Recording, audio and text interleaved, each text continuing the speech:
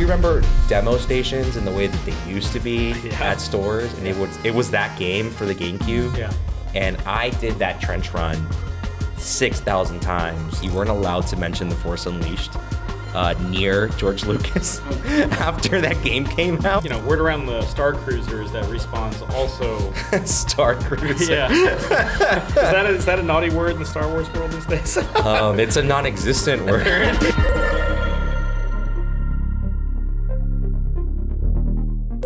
Hey, and welcome to Power Up, presented by Razer. I'm Sam Stone, and this week we're going to jump into that galaxy far, far away, talk about Star Wars. That's right, we're going to share our thoughts about Star Wars Outlaws and talk about what's next for Star Wars gaming. So sit back, plug in, and power up.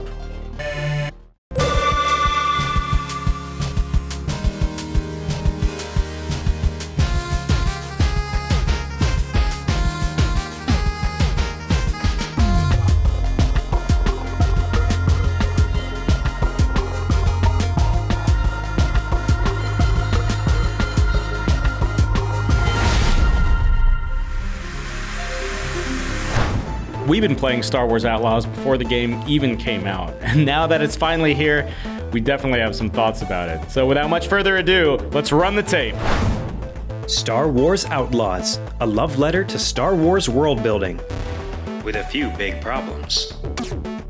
Star Wars Outlaws is a difficult game to judge. At once, it's the franchise's first open-world game, allowing you to freely explore multiple planets as well as dangerous pockets of space on your trusty ship. It's the type of experience fans have waited years for. Unfortunately, Outlaws stops short of ever doing anything particularly new in terms of its game design. Star Wars Outlaws can feel a bit safe, but the game is also hard to top in terms of sheer Star Wars nerdery. There are many fun Star Wars stories and characters to discover during your adventure as up-and-coming scoundrel Kay Vess that you can almost overlook the game's shortcomings. The good, the bad, and the repetitive. A Star Wars story is only as good as its central characters. There's a swagger and humor to Kay that's hard not to like. But there's also a tonal dissonance between who Kay is meant to be in the story, a small-time thief who is still earning her stripes in the underground and who, we're told, is in way over her head, and players' actions in the game. It feels sort of jarring to see Kay nervously navigating a meeting with a big-time crime boss when just a few minutes ago she was mowing down stormtroopers in an Imperial base. Star Wars Outlaws is a solid third-person shooter experience, with a couple of neat tricks that keep early action sequences interesting. Unfortunately, a few hours into the game, action sequences, as well as the stealth missions that usually precede firefights, start to feel pretty repetitive. After your second or third infiltration of an Imperial base or bandit camp, it'll be difficult not to notice the same basic template for each sequence. But now let's talk about one of the best parts of the game. Kay's pet companion and partner in crime, Nix. This adorable little guy not only provides a stronger emotional core for the story, but he's also an indispensable extension of Kay. He does it all while also being cute as hell, and imbuing scenes with so much personality. It's clear Massive really put in the work to make players fall in love with Nix, and he's easily one of my favorite video game companions of all time. Tales from the Mos Eisley Cantina. After a heist goes terribly wrong, and Kay ends up with a huge price on her head, she heads to the moon of Toshara, which is an original creation for the game. Mirogana City, the moon's main city area, is beautifully realized, visually stunning, and brimming with life, including many of your favorite alien races from the movies and TV series. Rhodians, Hutts, Jawas, and Tusken Raiders are all accounted for. In fact, the game feels properly a part of the original trilogy era in terms of its characters, like stepping into the Mos Eisley Cantina for the very first time at a much larger scale. Tatooine is where the game really clicks and captures the space western feel that made the original film so special. Your time on Tatooine leads to a tense encounter inside Jabba's palace, an absolute highlight of the game. Few things feel more cinematic in Star Wars Outlaws than approaching the towering palace from Return of the Jedi. The feeling is heightened by the fact that you're there to break into the palace. It's one of the game's most captivating missions, and as you'd expect, it's full of nods to the movies as well as a few cameos. Tatooine really captures the best of the Star Wars Outlaws experience in a nutshell, making you feel like you've stepped into your own expanded universe adventure that provides the nostalgia you'd expect while expanding on things only hinted at on the big screen. It's a similar feeling when you land on snowy Kijimi, a newer creation from The Rise of Skywalker, or the wild jungles of Akiva. Most importantly, each world feels distinct from the others, with Kijimi's temples hinting at an ancient origin and religion, while Akiva's untamed jungles are thick with wildlife. There are actually lots of animals scurrying and flying around these planets, a nice touch that make the environments feel just a tad more immersive. Reputation is everything.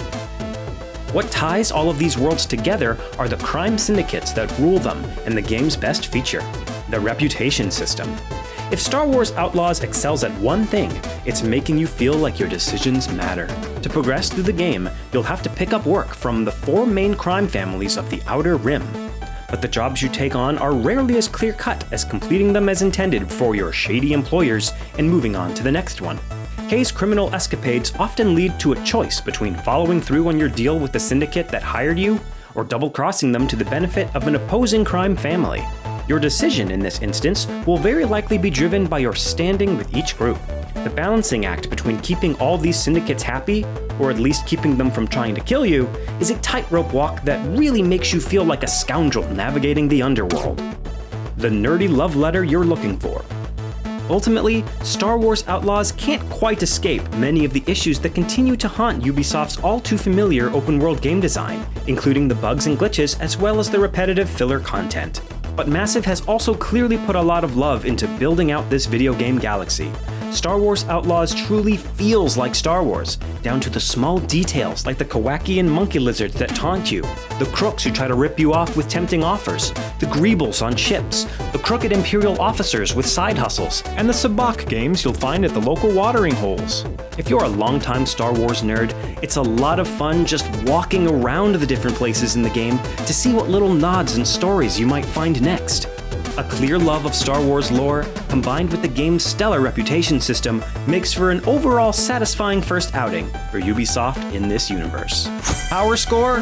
3 out of 5. You can read an expanded version of this article at denofgeek.com. Now, a message from this episode's sponsor, Razer. You know, I've been PC gaming since Civilization 2. I go pretty far back, and since then I've been using Steam, I've been using GOG Galaxy, I've been using the Epic Games Store, the Epic Games Launcher. But I get it. PC gaming can be intimidating for those that aren't familiar with it, that don't have that history. And I think there's a lot of misconceptions that fuels that kind of intimidation. But fortunately, Razer has got Cortex, a program that helps make that as easy and fun as possible. So let's go ahead and clear up all those misconceptions and myths one by one surrounding PC gaming and how Cortex makes it all better.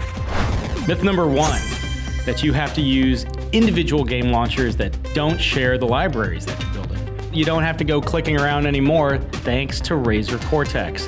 The program interfaces directly with your game libraries from Steam, GOG Galaxy, EA Origin, Ubisoft Connect, and more. Not only that, you can also customize it, make that library your own, present it how you want to, organize it how you want to. Cortex offers advanced customization options, so if you want to organize or present your games differently and help you really define your PC gaming experience more exclusively to you, well, Cortex is here to fill that gap. Myth number 2, that you constantly have to tinker with your PC settings and your programs and the game settings just to play the game like you want it to. With Cortex's Game Booster, it automatically detects the optimized settings for each of your games and adjusts your PC accordingly. You don't have to worry about the technical details. Cortex is here to do that for you. Worried about the frame rates? Worried about the textures? Well, Game Booster literally boosts your game. All the days where you have to get in there and tinker for each game are gone, and you can play the games like you want to play them.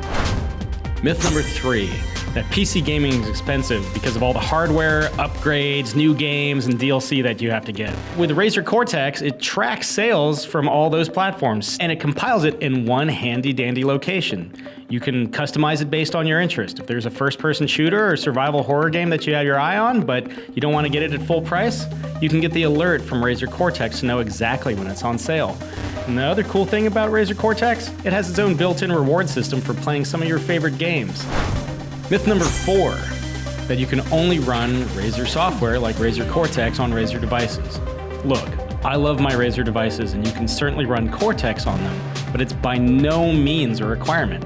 As long as you're running a PC with Windows 7 Plus or an Android device with OS 7.1 or higher, Cortex runs like a dream. I personally use it on my Acer when I'm playing Cyberpunk 2077 or Valorant, and it runs like a dream, and it can run on yours too.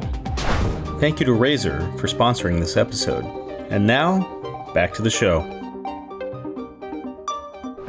Star Wars Outlaws isn't the only new Star Wars game. In fact, the future of Star Wars gaming is looking brighter than ever. Here I am with Den of Geek Editor-in-Chief, John Saavedra, to talk about all these upcoming Star Wars games. I mean, John, thanks for coming on the show today. Sam, thank you so much for inviting me. I've been waiting ages to be on the show. I'm usually behind the camera, and this is the perfect episode to do it with because I'm a huge Star Wars nerd. I've played Outlaws, and I've been keeping track of all these things coming out in the future. So yeah, thank you so much for having me. I mean, you are a resident Star Wars expert. I mean, there's a lot of upcoming games. Let's dive right in. Let's start with Knights of the Old Republic. If it ever comes out. There is that. I mean, it's got a bit of a checkered history, right? It's been on quite the journey. So when it first was announced, I want to say like 2 or 3 years ago I want to say it was a PlayStation State of Play, right? It was like a showcase. Yeah, like a showcase. Yeah. It was going to be developed by Aspire, which made a lot of sense because they've done a lot of remasters of classic Star Wars games that I think both of us love. Yes, yeah. I haven't played some of the recent ones, but obviously we were just talking about Republic Commando. Did they remaster that one? It was that, and I want to say they did Episode 1 Racer. They did Episode 1 Racer. I know they've done both of the original KOTOR games. Yeah. They've done Battlefront recently, and obviously some of these are of better quality than others. Sure. But it's clear that it's a studio that has a lot of respect for Star Wars games. What's the current state of it? I believe the last thing they made was Bounty Hunter, which I haven't had the chance to play, like the remaster. Yeah, which is great. You know, it's what that came out at the beginning of August 2024. Updating it for modern consoles or remastering it for modern consoles, adding new trophies or achievements if you're more Xbox or PC inclined. But Knights of the Old Republic, what's the? Oh, you're asking me about the? Yeah. So now it's with Saber Interactive, apparently. Because who knows what is actually going on. Saber Interactive is working on Warhammer 40k Space Marines 2, which looks amazing, and I'm going to play the crap out of that. Yeah. But they also have this remake, apparently. And, I think that's a really great match. Like, they obviously made the World War Z game a couple years ago. It's a really safe pair of hands. Yeah, I would love to play it one day. Obviously, I'm a huge Knights of the Republic fan.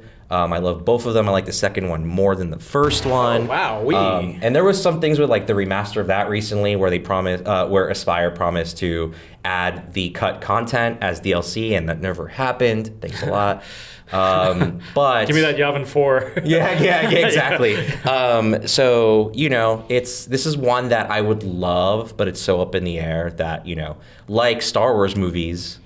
Yeah, I don't know if it's going to come out ever. Yeah, please. I say this as somebody that's like, there's some people that are like, less is more, but at the end of the day, it's been 5 years since we've had a theatrically released Star Wars movie, and I've been waiting. I mean, KOTOR is my favorite Star Wars game on the original Xbox, arguably my favorite game on the original Xbox, period. Because that's how I did it. I didn't do it on PC. So yeah, fingers crossed we get it. Another one that's, I think, much further along, of course, Star Wars Eclipse. Eclipse is not very far along. Like, I'm pretty sure it's only a trailer that they released a couple years ago as well. This one's Quantic Dream, which obviously is known for very cinematic games, more interactive movie style maybe. Quantic Dream, don't be offended. I love your games, but it's obviously a little bit not the perfect fit for, the more action-adventure-y. I remember a lot of people were scratching their heads when that it was like, oh yeah, Quantic Dream is working on Eclipse. Yeah, absolutely. So obviously they're known for Fahrenheit, Heavy Rain, Detroit Become Human, I think is their latest one. Mm-hmm. They published some other things. But the way that they pitch this, and I'm getting this off of StarWars.com, is that it's an action-adventure game, which is not a genre that Quantic Dream is really known for. Which is probably why, everything in the trailer is super nebulous. Details are very vague. We haven't heard anything in a pretty long time. Like, we know that the game is set during the High Republic era, which, if you follow the books or the comics, The Acolyte, which just came out in June, it's an era that Star Wars as a franchise is digging into a bit more on screen, and this is sort of the gaming iteration of that. But, you know, the trailer is one of the best gaming trailers I think I've ever seen. It's super moody and atmospheric. It introduces, I believe, some new alien species. It teases Yoda, you know, looking out from, you know, the tower of on Coruscant and the Jedi Temple. So, you know, it sets sort of the vibe of what it is, but it's nebulous. I don't think that it's probably very far along, or rather, you know, they haven't said very much about this game in a pretty long time, so it's hard to say when and if we will ever see it. I would love to, just for the sake of seeing what they would do, not just with that property, but with that genre. And I say this as somebody that enjoyed Heavy Rain on the PS3. You know, give me all those like C-axis controlled like sex scenes. Bring it on. Obviously, we won't get that. Not that. That is not Star Wars. This is a family-friendly show. This is a family-friendly franchise. We won't get it in that. Sam. One of the ones that I'm actually like, for me, I see this and I'm like, what could this possibly be? What is like, you know, Amy Hennig is linked to a Star Wars title. When I started out at Den of Geek, I was the games editor. So I believe that around the time that I was games editor is around the time that Amy Hennig's project at Visceral Games was canceled. And that was a whole, you know, for lack of a better word, kerfuffle. It was a whole kerfuffle. And, you know, obviously EA had the license for a couple years. They had released a Battlefront, I believe.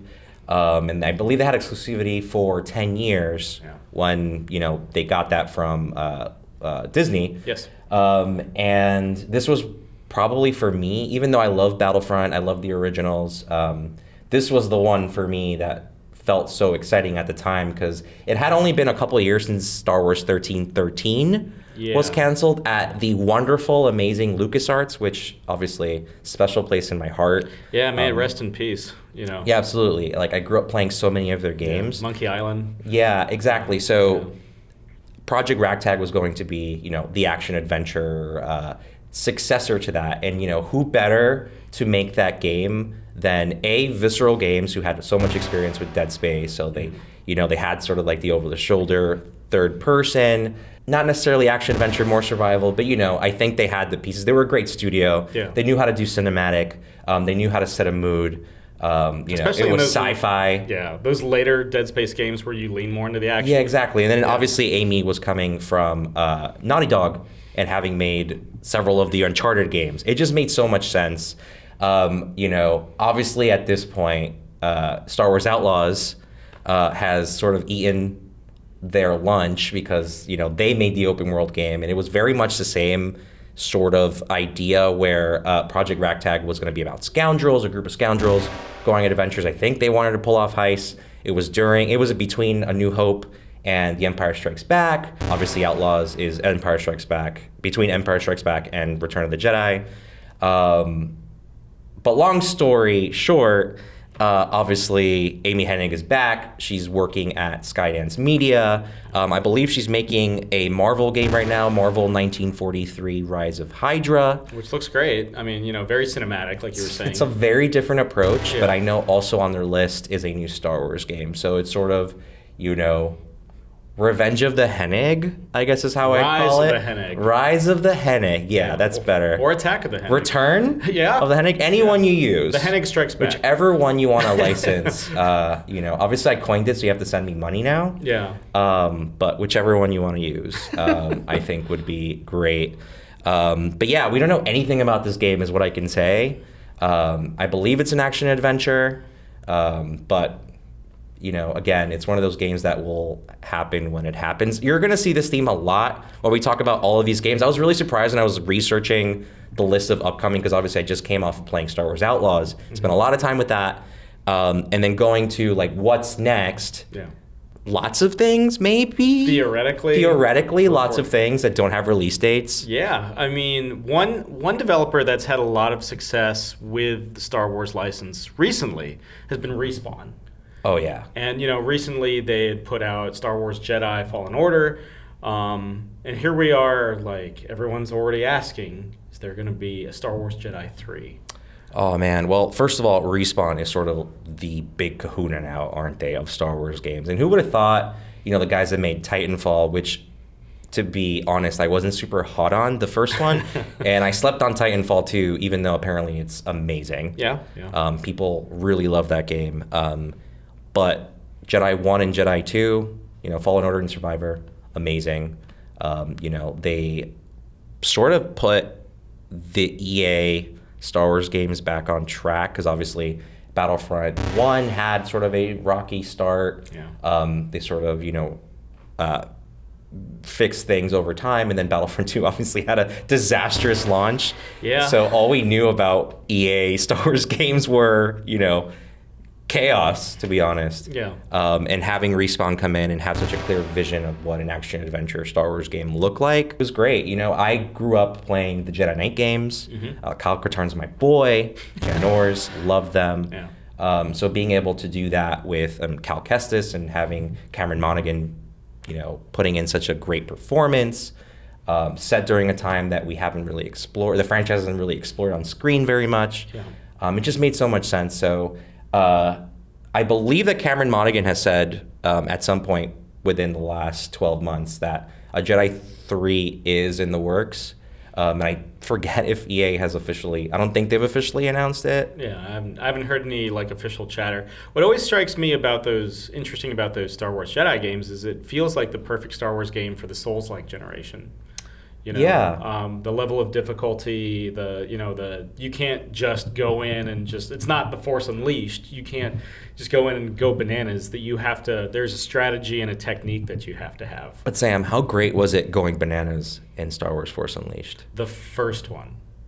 Fine. Yeah, fair. And even George Lucas was saying not even the first one. George Lucas, like the whole thing with George Lucas where he just absolutely hates is probably the best way to put it. Really? Have you never read the art? Not at length. I think Game Informer, rest in peace, put out a report years ago, sort of breaking down the end of LucasArts, and I'm pretty sure a detail in that long, sort of expose was that you weren't allowed to mention the Force Unleashed near George Lucas after that game came out. Was it the DLC where you actually kill off the Rebel Alliance? Yeah, where you get to kill Luke. Maybe that. But yeah, as you say, Dark Souls generation, the thing that surprised me so much about Fallen Order, I went to a preview event years ago in Anaheim. We got to go to Disneyland after. Was that the combat isn't hack and slash. It isn't just go in and mess everyone up and just sort of tidal wave across the map. It's very much strategic, and you have to be patient. You have to develop certain skills and strategies. And yeah, I think that certainly after 2 games, that gameplay hasn't gotten old, to me anyway. And obviously, I love Star Wars lore. So for me, being able to dig into all of these things, and obviously that had a little bit of High Republic as well. Yeah. So being able to see how cohesively all these things come together between, the prequels and the original trilogy, and having nods to all kinds of things from, Obi-Wan Kenobi, with the Inquisitor base, those games are perfect for sort of mining that specific era. And that's why I love them so much. And I hope that, we get that third one. I mean, Star Wars is about trilogies, right? You have to have the trilogy. Yeah, you gotta have it. There's a master and apprentice and a protege, I suppose. The Respawn is, word around the Star Cruiser is that Respawn's also Star Cruiser. Yeah. Is that a naughty word in the Star Wars world these days? It's a non-existent word.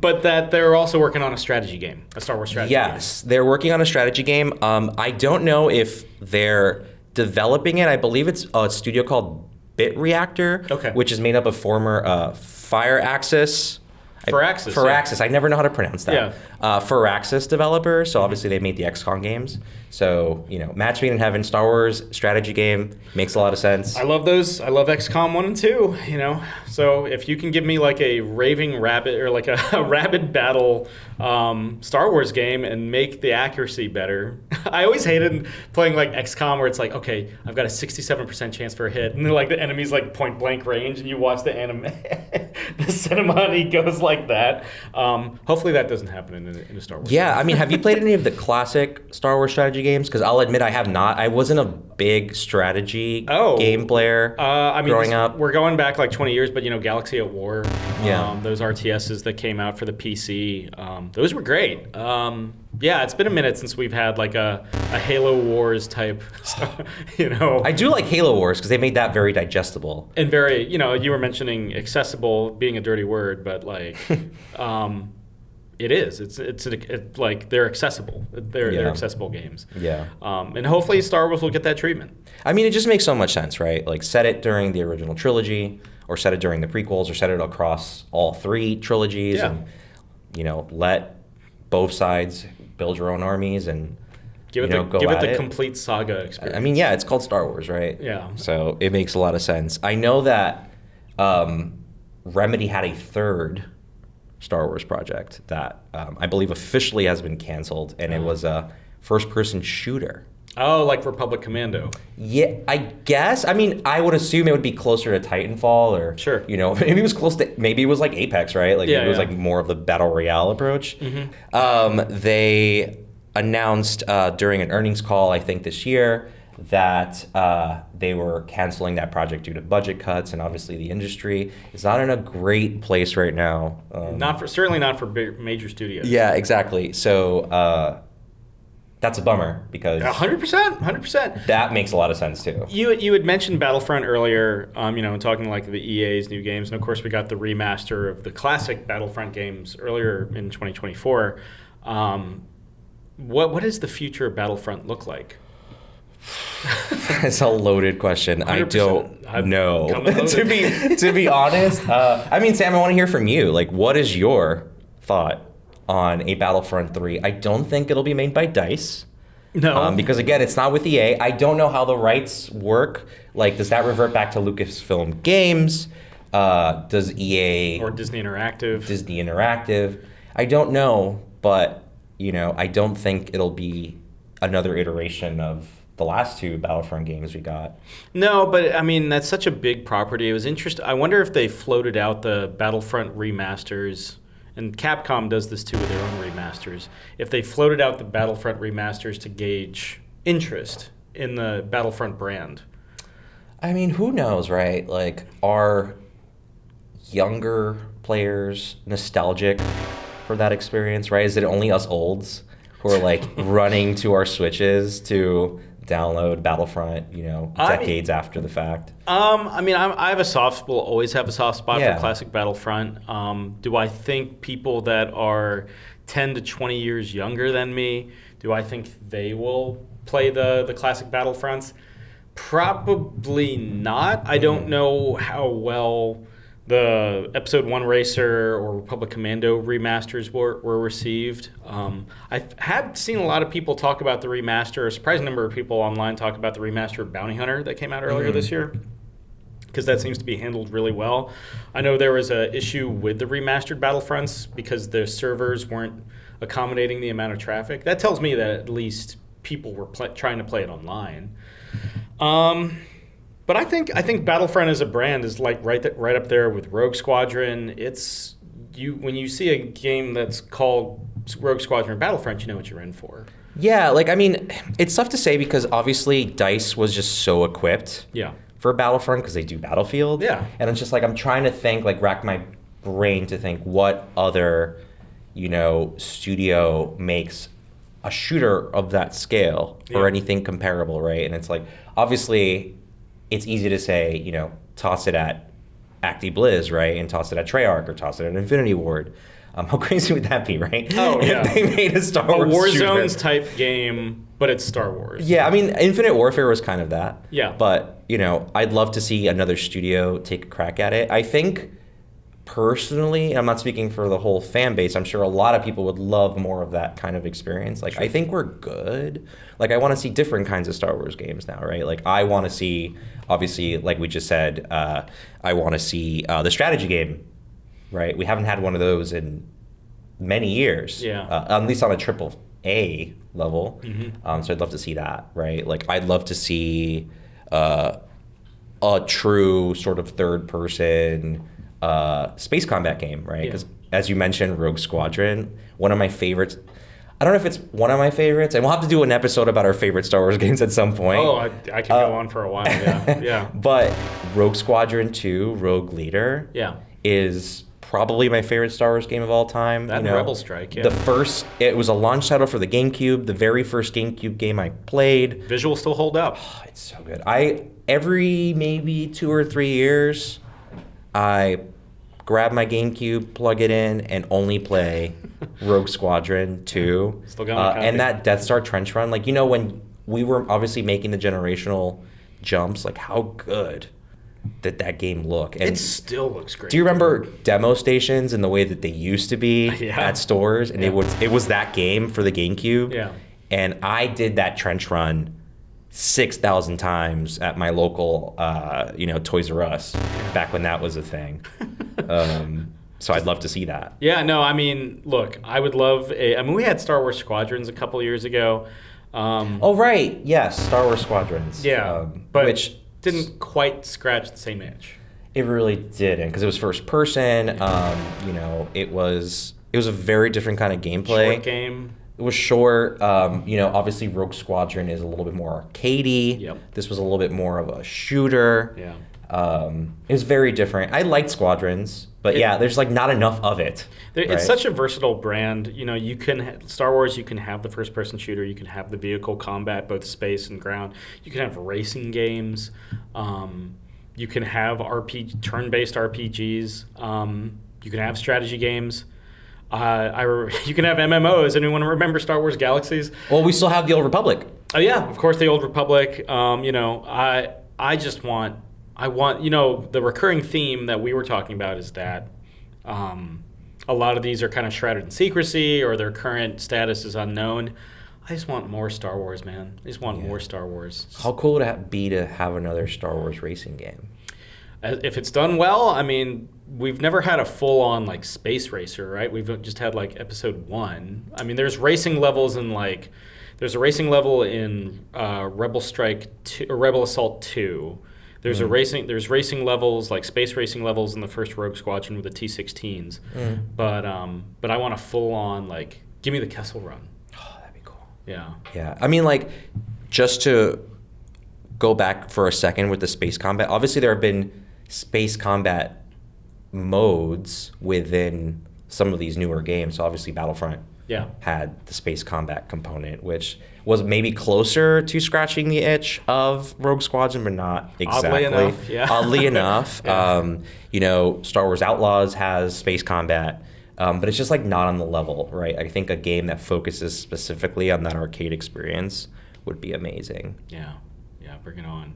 And can I get a remaster of Star Wars Trilogy Arcade? Ooh, that would be awesome. Yeah. Sega Saturn got a port. Didn't hold a candle, unfortunately. Sega Saturn, what's that? I'm kidding. They won't hear you. They're dead. But yeah, I mean, John, anything else you want to kind of like share on the state of Star Wars games in the year of our Lord 2024? No, just to echo what you said, I just want more of it, right? Yeah. Star Wars Outlaws is such a great experience. The first, official open world Star Wars game. Very cool to see that world building on that scale. But yeah, I just want lots of new and fresh experiences. Yeah, I think they're precious about the brand and maybe a bit too much. Yeah, absolutely. So, but I get it. It's one of the biggest brands in the pop culture. So hopefully someday we'll get some more Star Wars. Well, John, thanks for coming on today and talking about all these upcoming Star Wars games. Sam, it was an absolute pleasure. I will come on to talk about Star Wars anytime you want. We would love to have you back. Well, thanks again to John for coming in and speaking all about Star Wars, and thanks to Razer for helping make this episode possible. Share us your thoughts about Star Wars and the future of Star Wars gaming in the comments below. In the meantime, I'm Sam. This is Power Up, and we'll see you guys next time.